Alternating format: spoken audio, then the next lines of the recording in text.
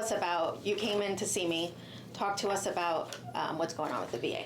Yeah, so we've talked about it a lot with the settlement and how everybody is feeling it. There's a possibility that sellers will no longer pay buyer's agents. Mm-hmm. As the settlement is getting closer to the actual August settlement 17th. date, the August Yes.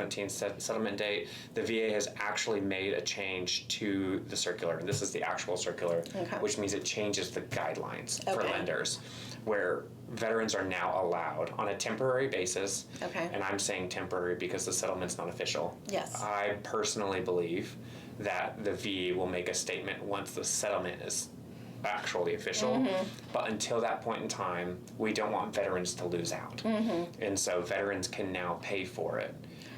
So for their this buyer's is agents. so this is in addition to any credits that they may get for like closing costs, any credit that they could get for repairs. So This is in just allowing us to stick the buyer's agent on the buyer's line of the CD Okay. for a long period of time, even if the seller was paying for it. Uh-huh. Or let's say the buyer was going to pay for the buyer's agent, but the seller was giving a credit. Okay. Okay. Technically, that should have been on the seller or the buyer side of the CD with a seller credit over here offsetting it. Okay. Well, that wasn't allowed by the VA. Okay. The buyer's commission had to be on the seller side Okay. of the closing disclosure. Okay. Now we can actually do that like we were doing with FHA, like we were doing with on the conventional basis.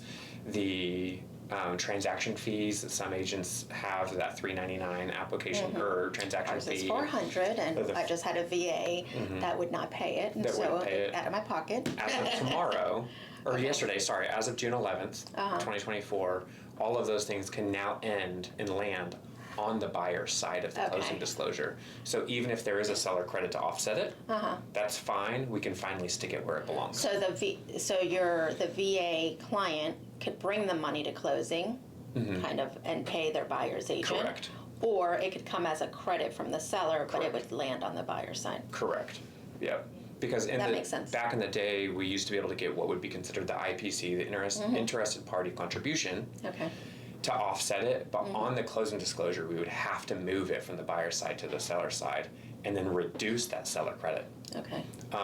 to make that. But now we can just leave it where it is and leave the seller credit where it is as well. Makes sense. And so this is actually official inside the guidelines now, as of yesterday. Excellent. Well, there it is. Thank you, guys.